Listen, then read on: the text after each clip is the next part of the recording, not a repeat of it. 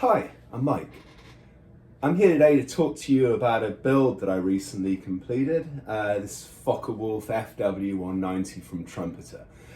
I got this kit from Factory Direct Hobbies.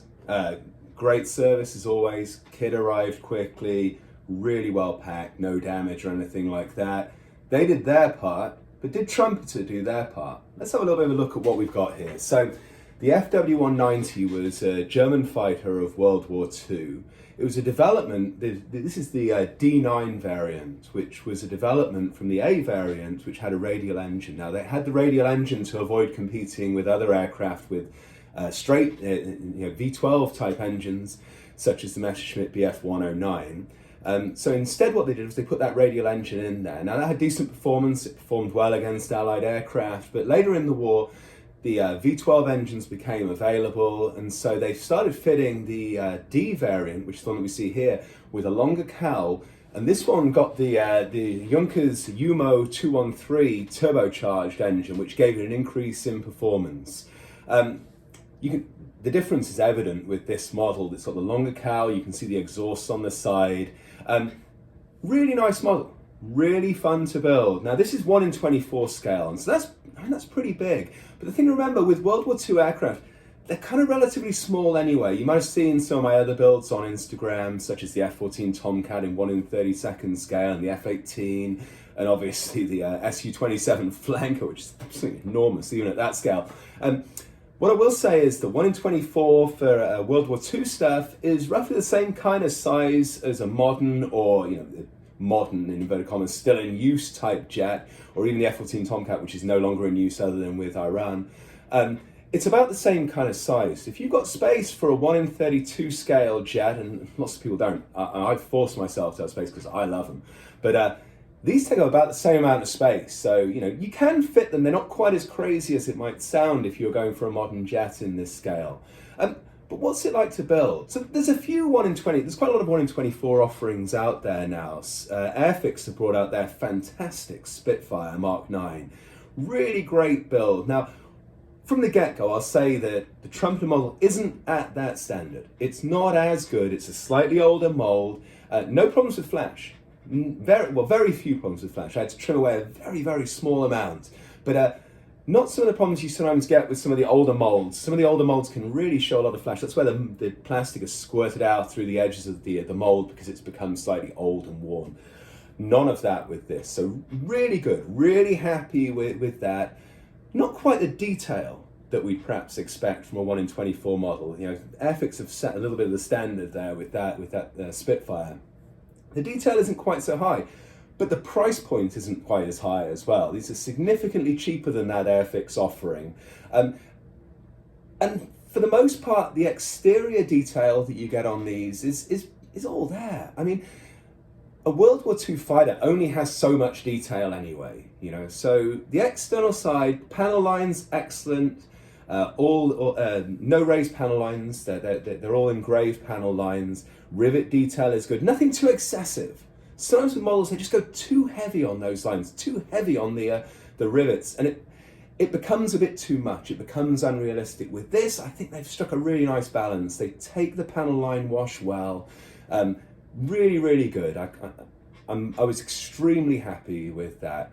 Cockpit detail, it was there. It was good. It was good enough. But the thing to remember as well about this, even with the canopy open on something like this, the FW190 has a dark grey interior paint. And so really a lot of the detail just goes away anyway. I can barely see it on this when I look through. I can't show you on the camera, it just wouldn't show up. But even here in person looking at it, there's very little detail that's visible. And I did fully detail the cockpit in this one, but I like doing it. Modeling's all about having fun. I enjoyed it, so I did it. In terms of the overall assembly, Trumpeter can sometimes, in my opinion, Trumpeter can sometimes go a little bit too heavy on the engineering. They have some great ideas that you really think, wow, I can see why on paper, on the CAD design, that looked good. But when you try and put it together in real life, their engineering designs don't match their manufacturing tolerances. Now with this one, I think they struck a nice balance. I really do. That the engineering that they put into it was supported by the manufacturing that they did with it, Everything fitted well enough, and well enough being the important thing. With some Tamiya models, for example, the engineering is absolutely fantastic and the manufacturing quality is fantastic, but it has to be, because otherwise the engineering wouldn't work. Now with Trumpeter, with this particular model, I think they've kind of been maybe they weren't cognizant of it, maybe it's an accident, but they really got it spot on. The engineering was good enough to hold it together, but the manufacturing stood up to it. So excellent, really, really good. Held together really well as it was going together. Now the way in which I like to build the overall shell of the model, but leave some of the smaller details off until the very end. Because if you're anything like me with clumsy fingers, I just keep knocking them off and I glue them on and I glue them on and I glue them on, and eventually I get tired of doing it, and then I put them to one side and then I glue them on at the end. I've stopped doing that. Now I just glue them on at the end from the get-go. Much easier, much happier life. So it's really cool. Painting, really fun. This is all painted with AK. It's actually metallic underneath in some areas. I use the AK Extreme Metals for that. Really good, lovely paints as always. They're my go-to. Decals. So Trumpeter decals can be a little bit too thin, now, in my opinion. Now, they go down beautifully. They adhere to the surface lovely. The carrier film is minimal and disappears onto the model. You don't get a lot of complaints people have about Tamiya, again going back to them, but also Hong Kong models do the same kind of thing. The decals can be quite thick, so they can be quite pronounced. They can really stand out. These don't do that, but the downside of that is they can be quite fragile. You've got to be pretty careful when you're using them. They can sometimes be a little bit difficult to put on. Prime example of this, and a nice tip for you, the number 2 on the side of here, it is a number 2, I think this might be reversed, but there is a number 2 on the side of here.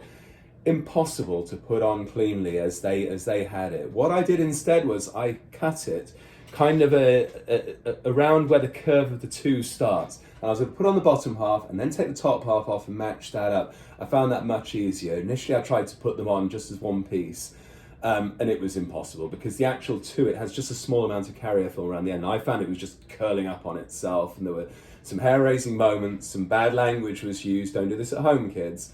But by cutting it up a little bit, I was able to get it to work well.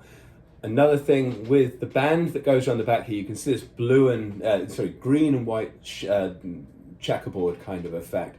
That was a decal. Now I tried to put that on, and I've put on tens of thousands of decals in my life, and I could not get that to go on cleanly. There was no way with the composite curves that they have in this area, no way I was getting on. So I masked and sprayed. So that might be something to consider as well. I mean, you could just leave it off. That's an option. Another thing that happened later in the war, they sprayed over these things. So you have the option of putting an indication there, rough masking for this area, and then spray over it with the RLM 73 or something like that, just to cover it over. That's something they were doing on the Eastern Front. So that's perfectly valid that you could do that.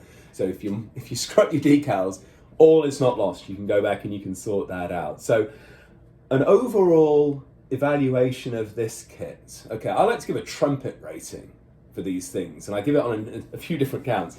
An overall, and then how many crazy things Trumpeter have done during the construction of this. The higher the number, the more crazy and wacky stuff they've done. I give this a solid 1 trumpet for engineering. They've done nothing crazy. It's really cool. Some they do crazy stuff. Like I've said, some of them you look at them and you just scratch your heads and just think, guys, please, that's never going to work, and it doesn't. This one, none of those sort of steps. Really, really good. Really happy with how it went together. It's fully detailed engine inside, went together beautifully. Lovely little model in its own right. So 1 trumpeter for that. So that's really good. Excellent. Overall, enjoyment of building this kit, the finished result. I love it. I really love it. Is it the best kit that I've ever made? No, it's not. But was it fun? Absolutely. I've really enjoyed it. Almost every moment of this was a pleasure to put together. So I'm going to give it a 4.5 trumpets for the overall build. Really, really good. So to wrap things up, I'd like to say a thank you to Factory Direct Hobbies for sponsoring this build. They've got an excellent range, helpful, friendly staff who will help you find what you need or go out of their way to get what you want. Fast shipping, really good prices. So check them out, have a go. Follow me on Instagram, Glue, Paint and Plastic. Feel free to ask questions. Always happy to answer questions about how to do things, techniques that I've used, that kind of thing. And I can certainly help you, or at least point you in the right direction. So with that, Happy modelling.